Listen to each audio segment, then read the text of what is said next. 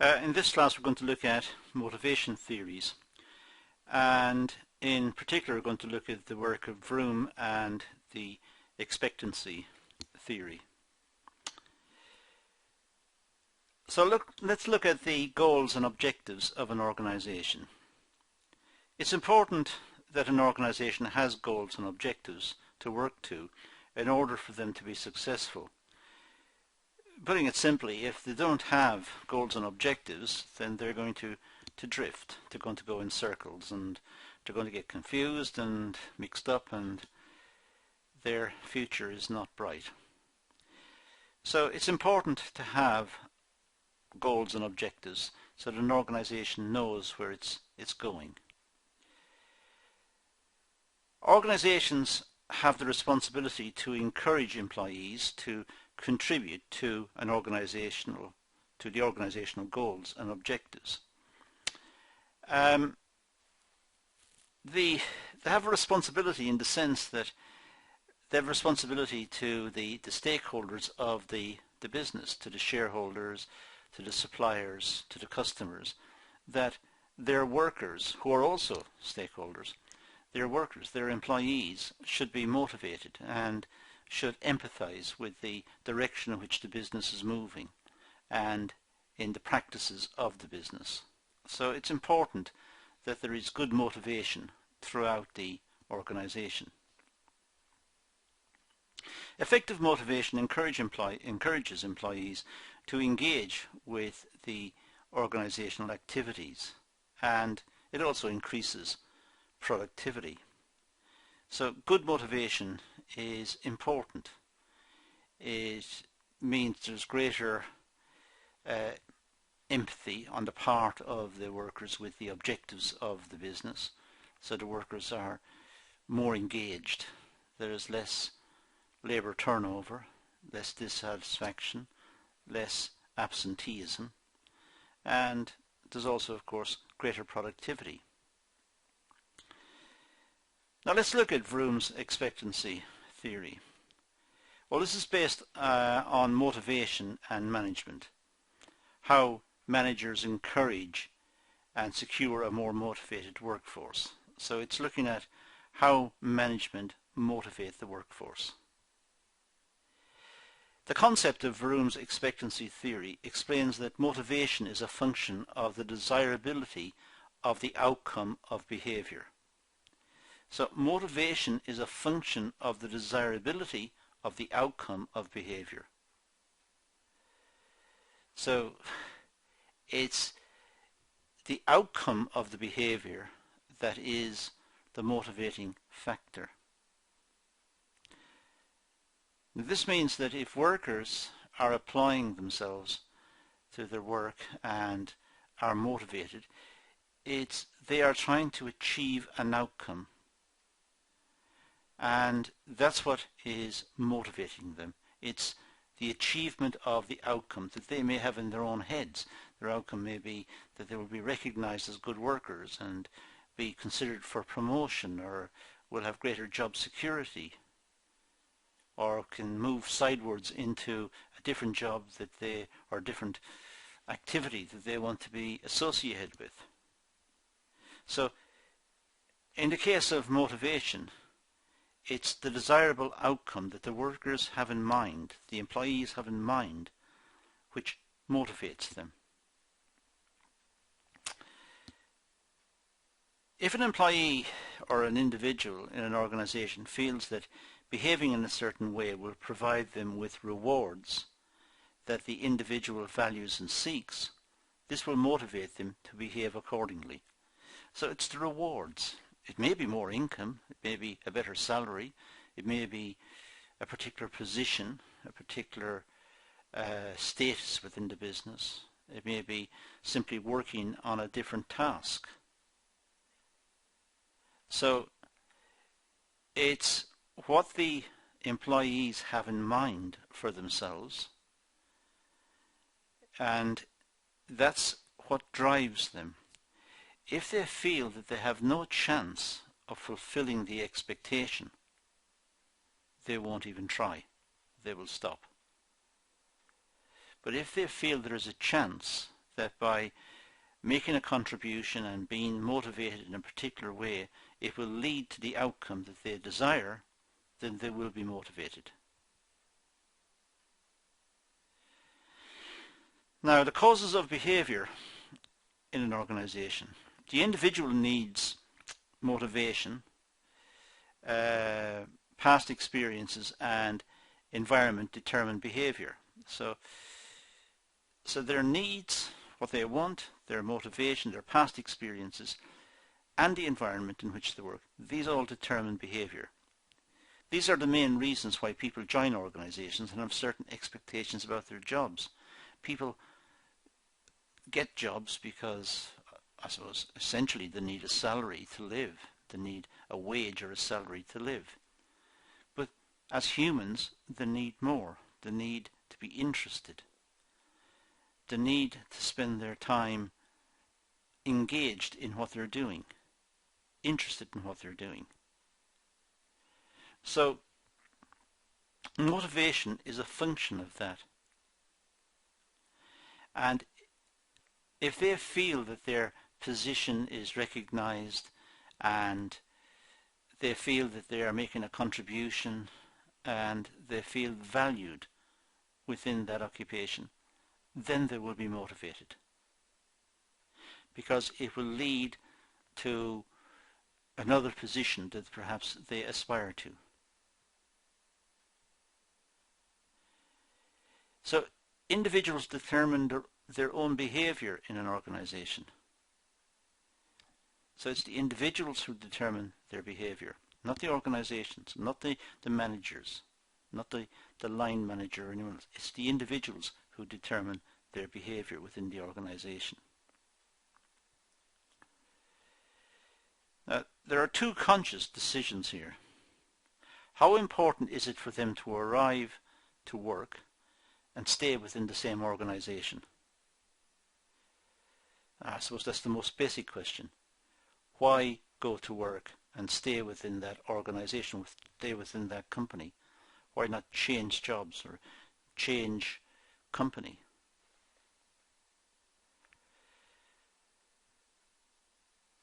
And secondly, how much to produce, how hard to work, and the level of performance in the job role.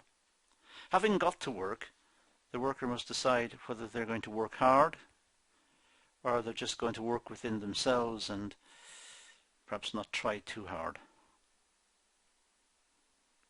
So the individuals are determining this. Clearly the organisation has a role. If the organisation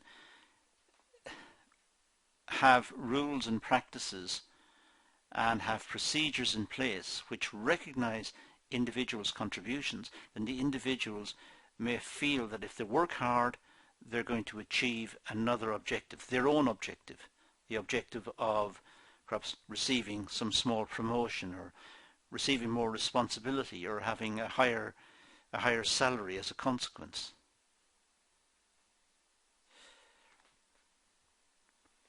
Employees all work in the same organisation but have different needs. And the people within the organisations are different. Different employees reap different rewards and different levels of satisfaction from their jobs. Some people really love working in the organisation. Others don't enjoy it at all. So workers are different. So there's different attitudes towards job security, promotion, and the pay rate. Some people will think that what they do, they are being adequately rewarded. Some people will feel aggrieved, they're not receiving enough. Some people will think that the job is complex and other people will think it's too simple. People are different.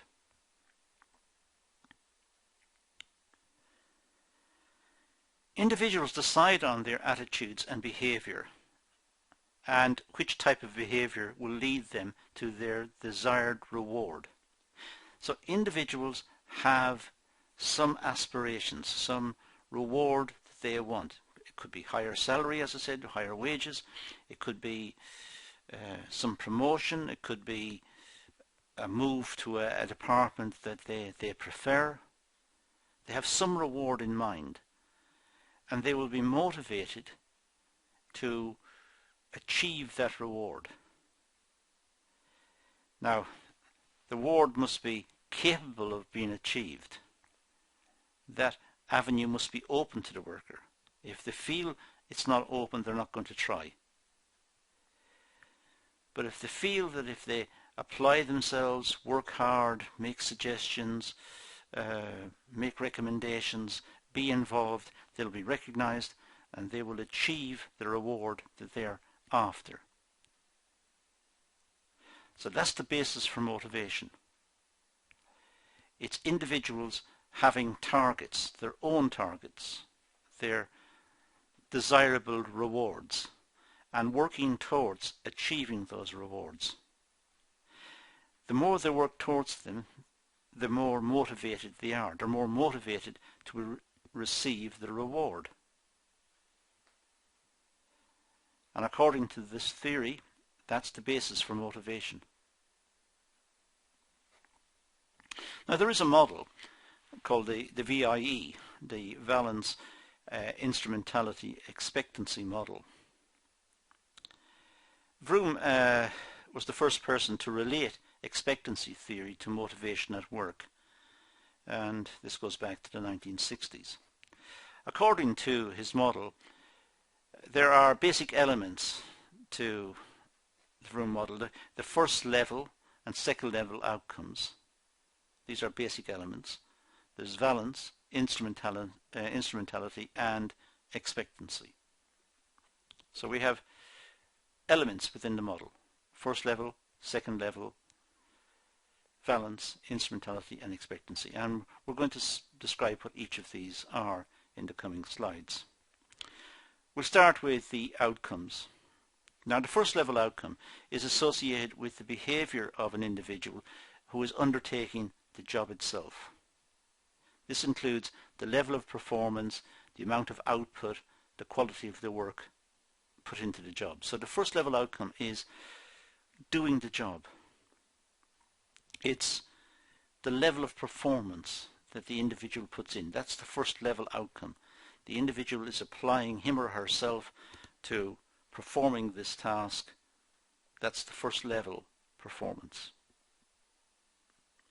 The second level are the rewards received through the efforts of the first level.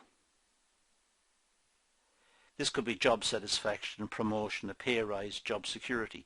So the second level outcome is the consequence of the first level outcome. The first level outcome is the application to do the job, to undertake the job, to perform well. It's the quality of the work that's put in, the quality of the output as a consequence.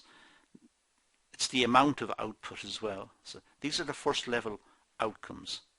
This is the outcome from the individual engaging in the task. That's the outcome of the individual engaging with the task. The product that's been produced and the quality of the product that's been produced. The second level outcome is the person may be recognized for having good quality output and producing a lot, so there could be a reward. It could be a promotion or a pay rise. But the second level outcome could also be job satisfaction, that the person who put in the effort to make this product with a good quality simply enjoyed doing it. And that's a second level outcome. Now, this idea of valence, well, valence refers to the importance of obtaining a particular second level outcome. How important is it? It's a value that the employee places on a goal in order to receive the promised rewards. So, how important is it for the workers to make an effort, get the first level outcomes correct, produce a good quality product, produce a lot of them, deal with the task at hand efficiently, That's a first level outcome. So how important is it? They may be rewarded by just job satisfaction. Is that sufficiently rewarding? Or do they want promotion or better salary? And how strongly do they want it? And Valance is a measure of the strength of determination to receive the second level reward. So Valance comes in two forms. They can be either positive or negative. Positive valances may include job security and satisfactory pay. So satisfactory pay means that the workers are being recognised. Good quality output, producing a lot of it. That's the first level outcome. The second level outcome, satisfactory pay. It's a positive valance. The negative valances are factors such as being made redundant, not receiving a promotion, sacked from work. It's a negative valance. In other words, the person didn't try hard. They didn't try hard to make a good quality product. They didn't try hard to produce enough of it. So they didn't meet the first level outcomes. The first level outcome was not good enough. So it didn't justify a second level. So there's a negative valance. The people are removed from that employment. So now we have a connection between first level outcomes and second level outcomes, and that connection is the valance. It's the strength with which the individual wants to achieve the second level outcomes, and the second level outcomes are the job security, the higher pay, promotion, etc. And it's the strength with which the individual wants those is going to be one of the factors that drives motivation. Motivation is based on that. The next term is instrumentality. Instrumentality is an analysis of the level of performance, the first level outcomes, which will result in the desired reward, the second level outcome. So instrumentality is measuring the first level outcome, the quality of the work, the amount of the work, and it'll compare that with the desired reward, the second level. Is it sufficient to justify promotion or a higher salary? It may not be. So instrumentality will determine whether that's the case. If an employee desires promotion, he or she will have to acknowledge that better quality performance will be required in achieving this promotion. Now, it's instrumentality that tells the employee that the work is good, the quantity of the work is good, but it's not sufficient to justify the second level outcome, the second level outcome being promotion, or second level outcome being a much higher salary. It's good, but it's not good enough. Now it's instrumentality that tells us that. Better quality performance is seen as the first level outcome, and promotion will therefore be the second level outcome. Therefore, better quality performance will be instrumental in achieving promotion prospects. So, instrumentality relates to the fact that the first level outcome, if it's good quality and there's a lot of output and the worker has applied him or herself diligently to produce the product or complete the task, if that is the case, then that will be instrumental in achieving the second level outcome.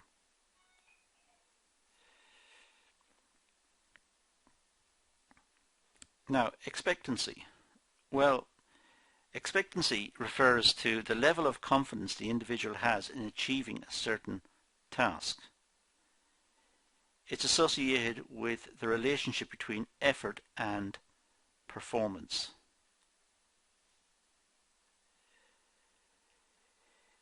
If the employee feels that the probability of achieving an outcome is 0, then he or she will not even try to put effort into achieving the task. He or she will be demotivated. So there must be confidence that the individual has in achieving a certain task. So there must be a linkage between the effort and performance. However, if the expectancy is higher, then the employee will put in more effort in achieving the outcome and receiving the reward. So if they actually expect the second level rewards based on the first level outcomes, the second level outcomes, if they can be reasonably expected given the first level outcomes, the first level outcomes being application to complete the task and so on, if they can expect the second level outcomes, then they will apply themselves more diligently to the task. So this is what we've got. We've got the first level outcomes, which are, I'll just put the cursor onto the screen, the first level outcomes, which are over here. Now these are the efforts that the individual makes, the quality of the work, the amount of output, the way the task was finished and completed, and the quality of the work. They will only put that effort in if they expect to that the performance can be achieved. They will only put that in if there's an expectancy, if they think that is going to result in these outcomes. They're only going to make the effort if they think these outcomes are going to happen.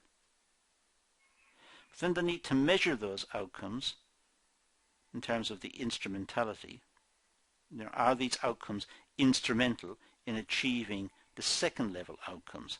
And the second level outcomes are the promotions, the higher salaries and so on.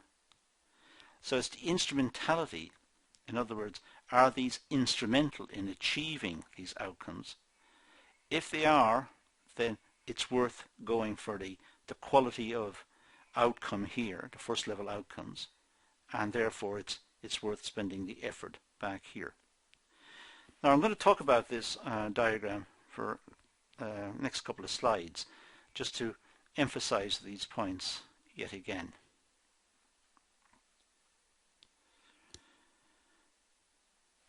So expectancy, that's the level of confidence the individual has in achieving a certain task.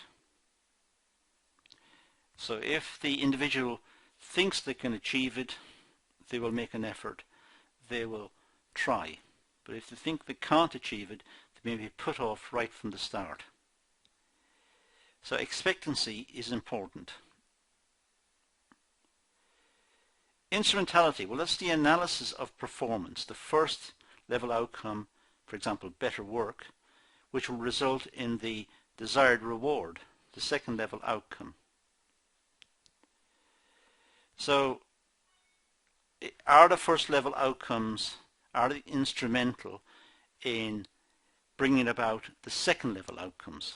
The first level outcome, the good quality work, will they bring about the higher salary or wages, the second level outcome? And that's the instrumentality. Valance refers to the importance of obtaining a particular second level outcome. That's the importance. It's a value that the employees place on a goal in order to receive the promised rewards. So the workforce must want the second level outcome. The assumption here is that they want higher salaries, they want job security, they want promotion. But it's the strength of that want that determines the effort. The first level outcome is associated with the individual who undertakes the job. As I said, it includes the level of performance, the amount of output, and the quality of work put into the job. So that's the first level outcome. The second level outcome, these are the rewards that the first level outcome produce. For example, job satisfaction, promotion, pay rise, job security.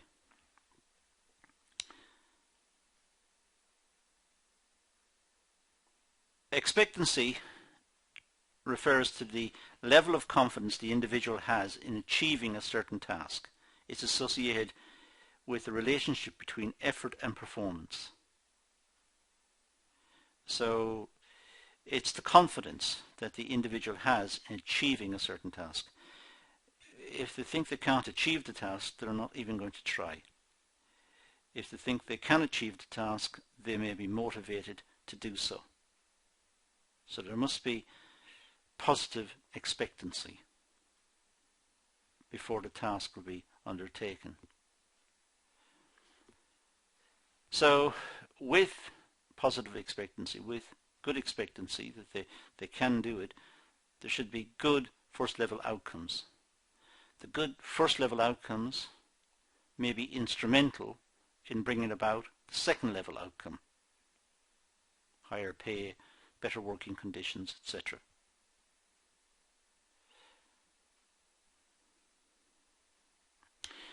Instrumentality.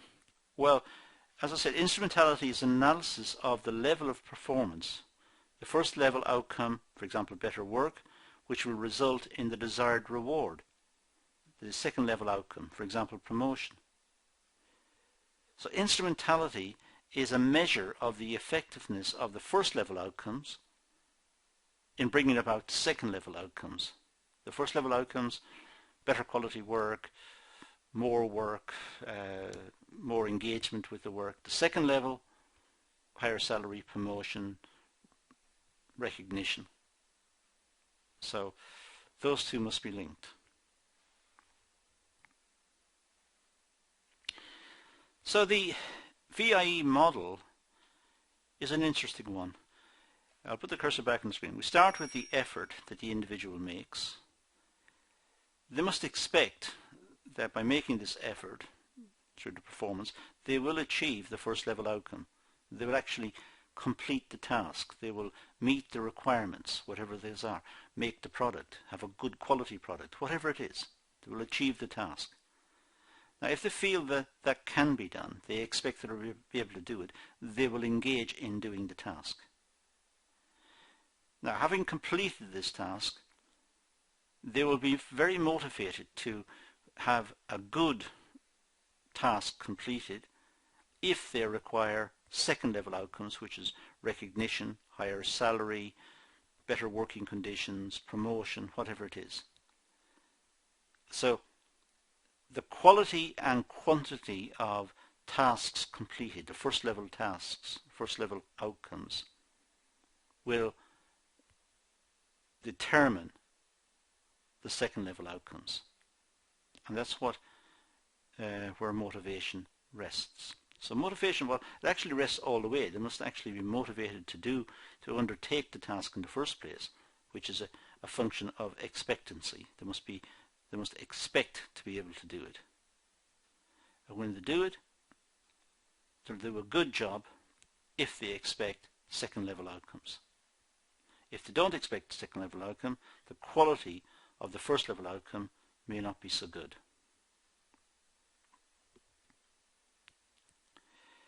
Now, managers may implement the VIE model. They need to consider the rewards that the employees perceive as valuable.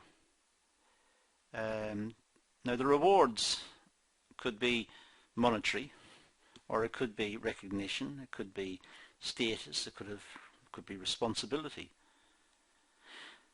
But management need to be careful to work these out and understand what it is that motivates the employees.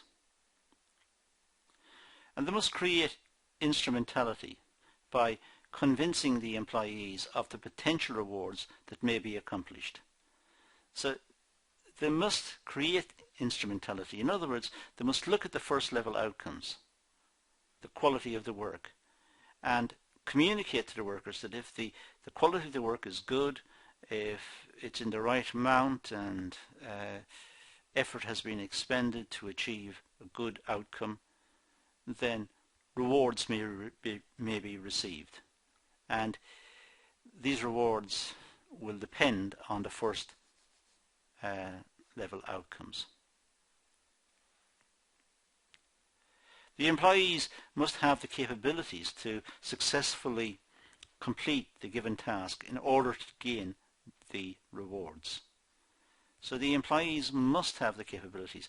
Looking at the effort that's required, looking at the performance that's needed, they must have an expectation. That expectation must tell them that they can do the task and achieve the first level outcomes. If they can do the tasks, they will engage in the task. They will engage in the task and perform well, be motivated to perform well if they feel there are second level outcomes to be had as a consequence. Now, the reasons for poor behaviour. Well, low effort, performance, expectancy. The employees may lack the incentive that extra effort will lead to better performance.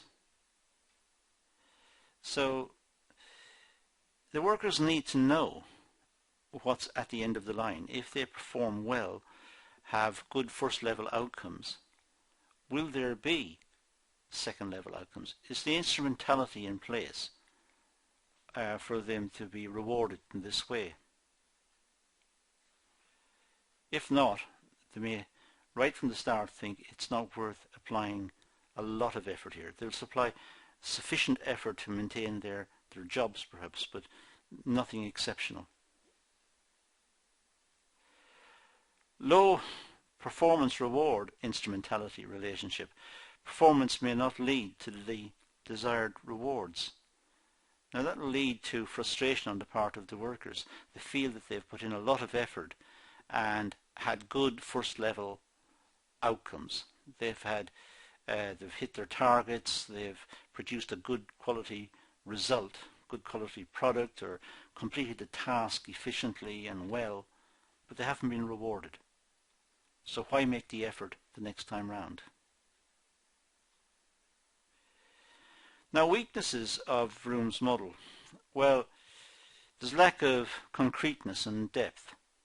The model does not discuss what is the content of motivation and what are individual differences.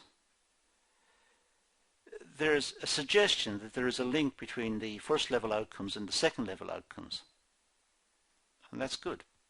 But the instrumentality and that linkage is not very clear. The model does not discuss it in detail and does not refine the concept.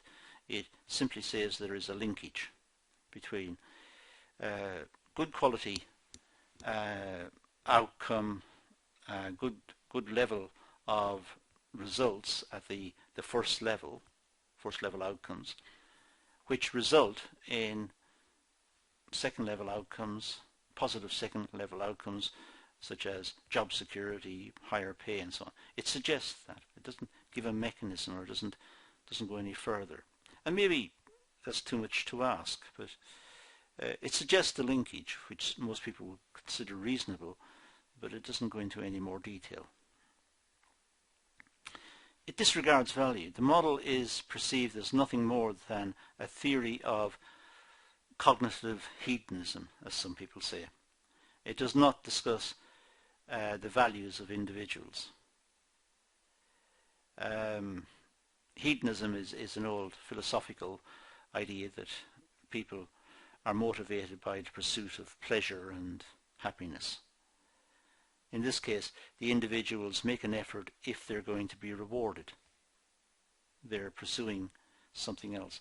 But it could be that some people want to simply do a good job and be happy. So the first level outcome may be their ultimate objective, not the second level. Some people may want to have a good quality product and to produce a lot of it, and they've no aspirations to be promoted, or they're quite happy with everything else. It could be the case. Has not made much of an impact on management thought. The model is seen as complex and difficult to understand by management, hence is not widely used, but mostly referred to as a theory. So it's not used in practice, even though it's seen sometimes as complex. In fact, it's quite straightforward. Effort is put in to performance if the person thinks that they can do the job. In other words, if the person thinks they can achieve the first level outcomes. They will achieve the first level outcomes and achieve them very well if there are second level outcomes to be had at the end.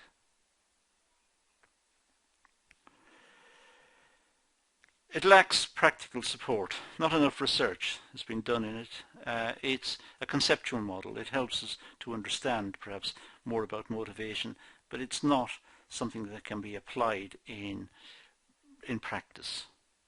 It's a conceptual understanding. It's not really empirical. Well, that's all I'm going to do on this one. It's an interesting theory. It's an interesting perspective on motivation. Well worth knowing. But I'm going to leave it at that and say thank you for watching.